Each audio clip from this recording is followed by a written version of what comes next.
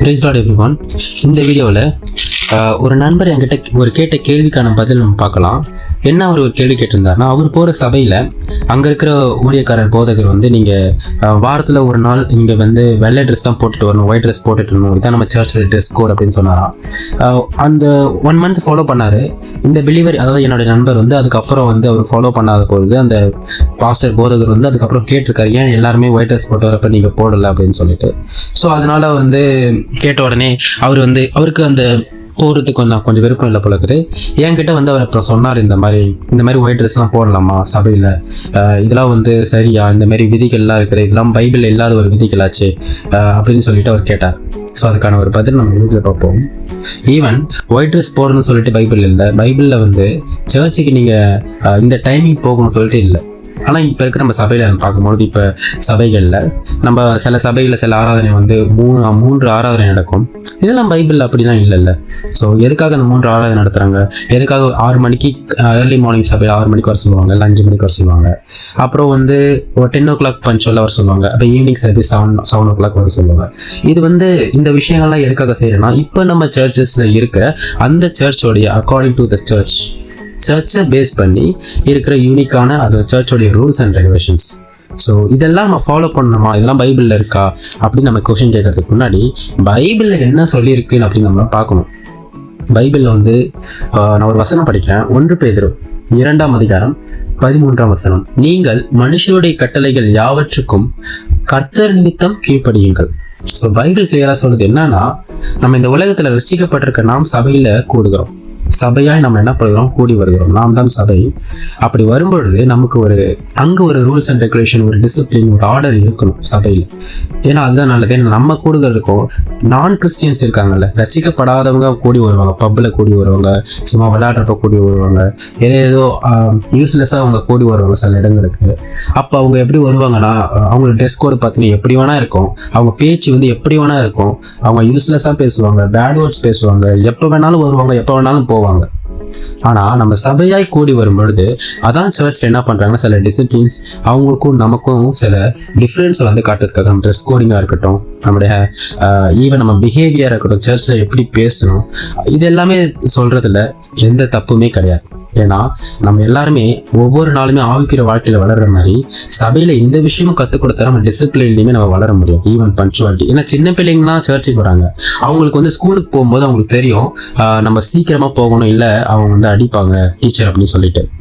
ஆனா அப்ப அந்த ஸ்டூடெண்ட்ஸ், அந்த சின்ன பசங்க என்ன பண்ணுவாங்கன்னா, அதுக்காக ஸ்கூலுக்கு மட்டும்தான் பஞ்சுவலா போவாங்க தவிர மற்ற இடத்துக்கு அவங்க பஞ்சுவலா போக மாட்டாங்க.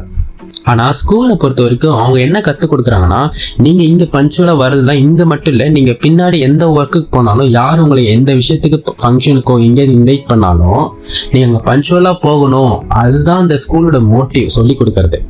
அதனாலதான் அந்த பசங்களை அவங்க அடிச்சு சீக்கிரமா வர சொல்றாங்க. அதே மாதிரிதான் சபையிலுமே நம்ம சபைக்கு பஞ்சுவலா வர்றது சபைக்கு மாத்திரம் இல்லை, அதுல இருந்து நம்ம லெசனை கத்துக்கிட்டு நம்ம வாழ்க்கையில எங்க போனாலும் சரி நம்ம அங்க பஞ்சுவல் மெயின்டைன் பண்ணணும். இது சபையில ஒரு டிசிப்ளின் நம்ம கத்துக்கிறவங்க தான். ஈவன் ட்ரெஸ் கோடு எல்லாமே சரி. ஸோ இதெல்லாம் பைபிள்ல இருக்கா இல்லையா? இல்லை பைபிள் என்ன சொல்லுதுன்னா, அதான் சொல்ல, நீங்கள் மனுஷனோட கட்டளைகள் யாவற்றுக்கும் கர்த்தர் நிமித்தம் கீழ்ப்படியுங்கள் அப்படின்னு சொல்லுது. நம்ம கீழ்ப்படியணும். அதே 18ஆம் வசனத்துல 1 பேதுரு 2ஆம் அதிகாரத்துல என்ன சொல்றாங்கன்னா, வேலைக்காரரே அதிக பயத்துடன் உங்கள் எஜமானுக்கு கீழ்ப்படியுங்கள், நல்லவர்களுக்கும் சாந்த குணமுள்ளவர்களுக்கும் மாத்திரமல்ல முரட்டு குணமுள்ளவர்களுக்கும் கீழ்ப்படிந்திருங்கள். அப்போ நம்ம இந்த உலகத்துல எப்படிப்பட்ட ஒரு வாழ்க்கை வாழணும்? ஒரு கிறிஸ்தவர்கள் தான் மற்றவங்களுக்கு ஒரு எடுத்துக்காட்டா வாழணும்.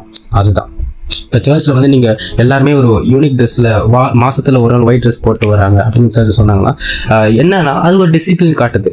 மாசத்துல ஏன்னா இப்போ நிறைய ஐடி கம்பெனிஸ்ல இல்லை வெளியில நீங்க கம்பெனிலாம் பார்க்கும்போது அவங்க எப்படின்னா, அவங்க இப்போ ஒரு பொங்கல் ஃபெஸ்டிவல்ஸ் வரும்போது, இல்லை மந்த்லி ஒன்ஸ் ஏதாவது செலிப்ரேஷன் பண்ணும்போது எல்லாருமே ஒரு யூனிக்கான ட்ரெஸ் இல்லாம எல்லாமே ஒரு சிமிலரா ஒரு ட்ரெஸ் போட்டு வர சொல்லுவாங்க. எல்லாமே ஒரே மாதிரி ட்ரெஸ் போட்டுவாங்க. அதனால ஒரு அழகு, ஒரு டிசிப்ளின், நமக்குள்ள ஒரு ஒன்னஸ் காட்டுறதுக்காக. ஸோ சிலஸ் அப்படிதான் சர்ச்சில் அந்த இன்டென்ஷன்ல பண்றது எந்த ஒரு தப்புமே இல்லை. அதுமாதிரி சபையில பஞ்சுவலா போறதுன்னு எந்த தப்புமே இல்லை. ஏன்னா அது எதுக்காக அதை பண்றாங்கன்னா, அதுதான் எல்லாரும் நம்ம கீழ்ப்படிந்திருக்கும் பொழுதுதான் நம்மளை பார்த்து மற்ற நம்ம சகோதரர்களும் நம்ம சகோதரிகளும் நம்மளை பார்த்து அவர்களுமே ஆண்டவருக்கு கீழ்ப்படிவாங்க.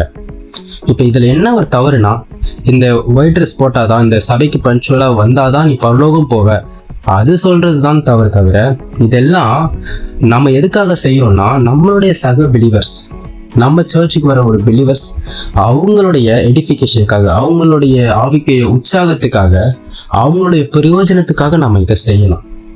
புரியுதுங்களா? இப்போ நம்ம சீக்கிரமா சபைக்கு வரதுனா என்னுடைய சகோதரன் என்னை பார்த்து என்ன பண்ணுவோம், சபைக்கு வருவேன், லேட்டா வருவேன், அவன் சீக்கிரமா வர்றதுக்கு முயற்சி பண்ணுவான். இப்போ நான் வந்து சபையில ஊழியங்கள் செய்வதற்காக சபையோட காரியங்களை ஆக்டிவிட்டிஸை இன்வால்வ் பண்ணும்பொழுது, சபைக்கு அந்த சபையில் சொல்லப்படுற அந்த ட்ரெஸ் கோடிங்காக இருக்கட்டும், எல்லாமே இருக்கட்டும், சரியாக செய்யும் பொழுது என்னை பார்க்குற மற்ற பிலீவர்ஸ் என்ன பண்ணுவாங்க, அவங்களும் அந்த காரியத்தில் உற்சாகமாக செய்வாங்க. ஸோ இதெல்லாம் லேசினஸ் ஆக மாட்டாங்க. அப்படி செய்யும்போது என்ன, நாங்கள் நாளுக்கு நாள் வந்து கர்த்தருடைய ஊழியத்திலையும் ஈடுபடுறதுக்கான ஒரு ஸ்டெப்ஸ், இது எல்லாமே கீழ்ப்படுகிற ஒரு ஸ்டெப்ஸ். ஸோ இந்த விஷயங்கள் எல்லாமே நம்ம செய்கிறதுல எந்த தப்புமே கிடையாது. ஏன்னா பைபிளுமே அதான் சொல்லுது, நம்ம ஒருவருக்கு ஒரு கீழ்ப்படிந்து இருக்கணும்னு சொல்லுது.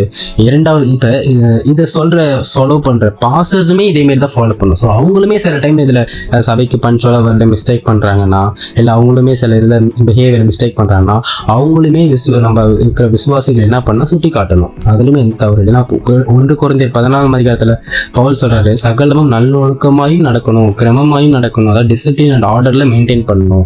ஸோ சபையில் ட்ரெஸ் கோட் ஃபாலோ பண்ணுறது தப்பு இல்லை.